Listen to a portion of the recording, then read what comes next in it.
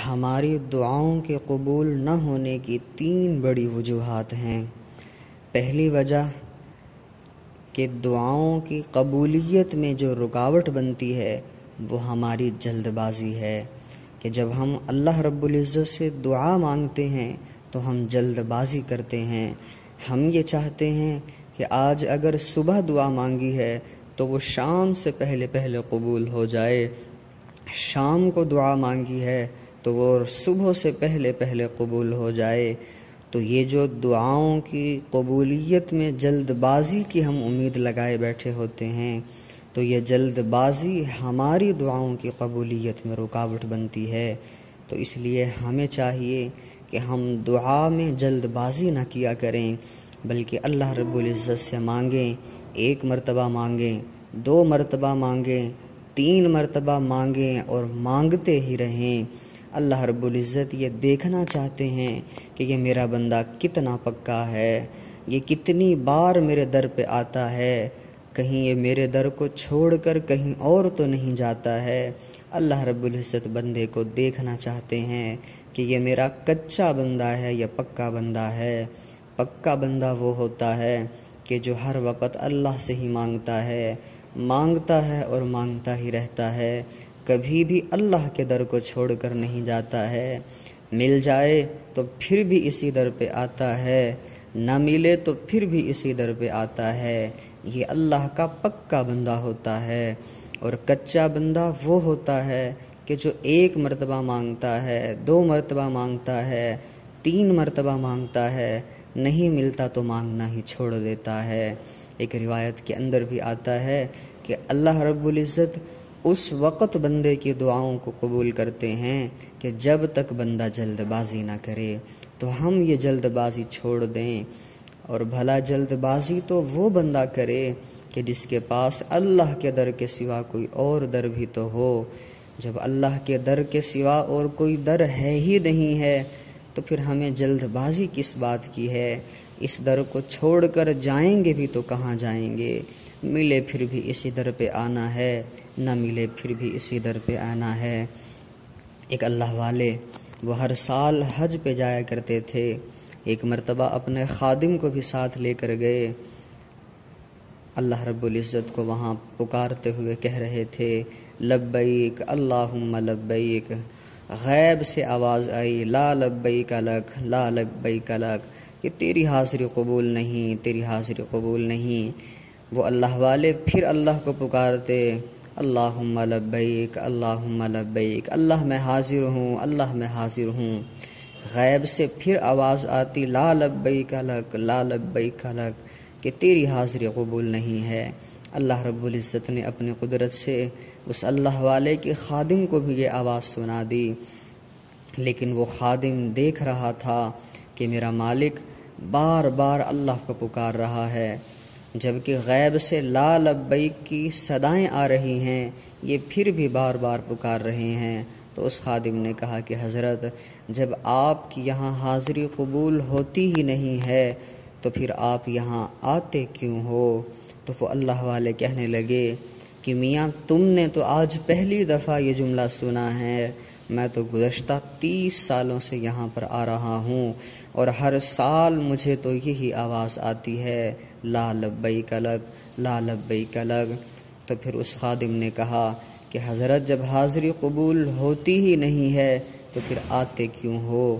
اس اللہ والے کی آنکھوں میں آنسو آ گئے اور کہنے لگے کہ میاں پھر تم مجھے اس کے علاوہ کوئی اور در بتا دو کہ جہاں چلا جاؤں۔ اللہ کے در کے سوا تو کوئی دوسرا در نہیں ہے، مل جائے، حاضری قبول ہو جائے پھر بھی یہی آنا ہے، نہ ہو تو پھر بھی یہی آنا ہے۔ تو اس لیے ہم لوگ اللہ کے در کو چھوڑ کر جانے والے نہ بنیں، اور بار بار استقامت کے ساتھ اللہ رب العزت کے پاس آئیں، اللہ کے در پر آئیں، اللہ سے مانگیں اور مانگتے ہی رہیں۔ جب 1 مرتبہ اللہ کا دروازہ کھل جاتا ہے پھر بندے کی 7 نسلوں کا بھی پورا ہو جاتا ہے، 7 نسلوں کا اللہ رب العزت بھلا کر دیتے ہیں۔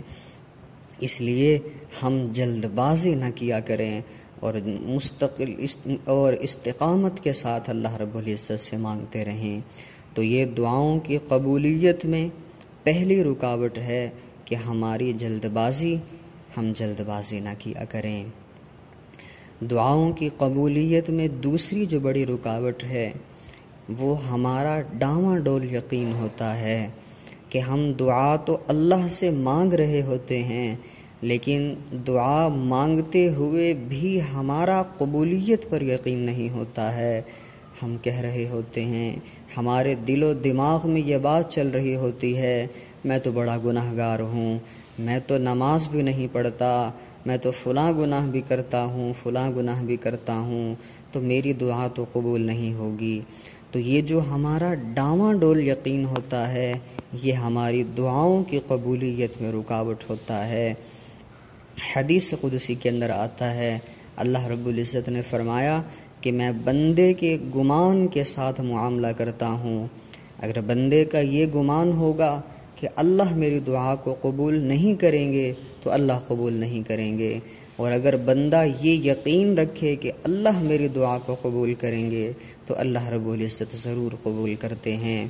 تو اس لیے ہم دعا مانگتے ہوئے اس کی قبولیت کا یقین رکھا کریں کہ اللہ رب العزت میری دعا کو ضرور قبول کریں گے۔ اللہ رب العزت نے جہاں قرآن پاک کے اندر دعاؤں کی قبولیت کا ہم سے وعدہ فرمایا ہے، وہاں اس آیت میں یہ کہیں نہیں لکھا کہ اللہ داڑھی والے کی تو دعا کو قبول کریں گے، بغیر داڑھی والے کی قبول نہیں کریں گے، نمازی کی تو قبول کریں گے، بے نمازی کی قبول نہیں کریں گے، نیکوکار کی تو قبول کریں گے اور گناہگار کی قبول نہیں کریں گے۔ اللہ نے قرآن میں یہ کہیں نہیں فرمایا، بلکہ اللہ نے تو سب کے لیے فرمایا، ادعونی، کہ تم سب مجھ سے دعا کرو، استجب لکم، میں تم سب کی دعاؤں کو قبول کروں گا۔ تو اس لیے ہم اس ڈاواں ڈول یقین کو ختم کریں اور دعا مانگتے ہوئے ہم قبولیت کا یقین رکھا کریں۔ اور یہ جو ہمارا کمزور یقین ہمارے دل و دماغ میں چل رہا ہوتا ہے یہ شیطانی وسوسہ ہوتا ہے۔ یہ شیطان اس وقت ہمارے دماغ میں یہ بات ڈال رہا ہوتا ہے کہ تیری دعائیں قبول نہیں ہوں گی۔ جب اس طرح کے خیالات دل و دماغ میں چلنے لگیں تو اس وقت شیطان کو جواب دیا کریں کہ اے شیطان مردود، جب تو اللہ کے دربار سے دھتکارا جا رہا تھا، اللہ رب العزت بڑے جلال میں تھے، اس وقت تو نے اللہ کے دربار سے نکلتے ہوئے اللہ کے جلال کے عالم میں اللہ سے دعا مانگی تھی، تو اللہ رب العزت نے تو اس وقت بھی تیری دعا کو قبول کر لیا تھا۔ تو نے اللہ سے قیامت تک کے لیے مہلت مانگی تھی، اللہ نے تیری دعا کو قبول کر لیا تھا۔ تو جب اللہ رب العزت نے تجھے دربار سے دھتکارتے ہوئے تیری دعا کو قبول کیا تھا تو میں تو اللہ کے در پر آیا بیٹھا ہوں۔ جب اللہ کے در پر آیا بیٹھا ہوں تو اللہ میری دعا کو کیسے رد کرے گا؟ اس لیے شیطان کی باتوں میں، شیطان کے بہکاووں کے اندر نہ آیا کریں اور یقین کے ساتھ اللہ سے دعا مانگا کریں۔ بلکہ میں تو یہ کہتا ہوں کہ دعاؤں کی قبولیت کے لیے تو ایمان بھی ضروری نہیں ہے، اللہ رب العزت تو کفار کی دعاؤں کو بھی قبول کر لیتے ہیں۔ اللہ رب العزت نے قرآن پاک کے اندر فرمایا ہے، قُلْ مَا يَعْبَأُ بِكُمْ رَبِّي لَوْلَا دُعَاؤُكُمْ، کہ اے پیغمبر صلی اللہ علیہ وسلم آپ ان کفار سے کہہ دیجئے کہ اللہ کو تمہاری کوئی پرواہ نہ ہوتی اگر یہ تمہاری دعائیں نہ ہوتیں۔ یہ جو تم دعائیں مانگتے ہو نا تو تمہاری یہ دعائیں ہی تمہارے لیے بچاؤ کا ذریعہ بن جاتی ہیں۔ امام ابن کثیر رحمہ اللہ نے لکھا ہے، فرعون کے زمانے میں ایک مرتبہ دریائے نیل رک گیا، لوگ بڑے پریشان ہوئے اور وہ اپنے بادشاہ فرعون کے دربار میں آئے، آ کر فرعون کو سجدہ کیا اور کہنے لگے، آپ ہمارے بادشاہ ہیں، آپ ہمارے خدا ہیں، العیاذ باللہ، آپ ہم سے ناراض ہو چکے ہیں، دریائے نیل رک چکا ہے، آپ ہم سے راضی ہو جائیے، یہ دریا کا پانی چلا دیجئے۔ فرعون کو تو اصلیت کا پتہ تھا کہ بھلا میں کہاں دریائے نیل چلا سکتا ہوں، لیکن فرعون نے ان لوگوں سے کہہ دیا، جاؤ صبح تک یہ دریا کا پانی چل جائے گا۔ لوگ تو مطمئن ہو کر چلے گئے، لیکن جب رات کو یہ فرعون اپنے گھر، اپنے دربار میں، اپنے محل میں سونے کے لیے لیٹا تو فرعون کو نیند نہیں آ رہی تھی، کروٹیں بدل رہا تھا، بے چین تھا کہ میں تو لوگوں کو کہہ چکا ہوں کہ صبح تک دریا چل جائے گا، لیکن بھلا میں کہاں دریا چلا سکتا ہوں۔ چنانچہ علماء نے لکھا ہے کہ فرعون رات کے درمیان میں، رات کی تاریکی میں اپنے محل سے نکلا، اس حالت میں نکلا کہ پاؤں میں جوتے نہیں تھے، سر پر تاج نہیں تھا، دریائے نیل کے کنارے پر آیا اور دریائے نیل کے کنارے پر آ کر سجدے کے اندر گر پڑا اور اللہ رب العزت سے فریاد کرنے لگا کہ اللہ تجھے تو میری حقیقت کا پتہ ہے، بھلا میں کہاں دریا کو چلا سکتا ہوں، اللہ تو میری لاج رکھ لے اور تو دریا کو چلا دے۔ علماء نے لکھا ہے کہ ابھی سجدے میں فرعون اللہ سے یہ دعائیں کر رہا تھا، ابھی اس نے سجدے سے سر نہیں اٹھایا تھا کہ اس نے کچھ شور کسی آواز کو سنی، جب سر اٹھایا تو دیکھا کہ دریائے نیل ٹھاٹھیں مارتا ہوا بہہ رہا تھا۔ اللہ رب العزت نے اس فرعون کی دعا کو قبول کر لیا جو انا ربکم الاعلیٰ کا دعویٰ کیا کرتا تھا۔ ہم تو سبحان ربی الاعلیٰ کا روزانہ اقرار کرتے ہیں، سجدے میں گر کر اللہ رب العزت کے بارے میں اقرار کرتے ہیں سبحان ربی الاعلیٰ۔ تو جب اللہ نے انا ربکم الاعلیٰ والے کی دعا کو قبول کر لیا تو ہم سبحان ربی الاعلیٰ والوں کی کیوں قبول نہیں کرے گا؟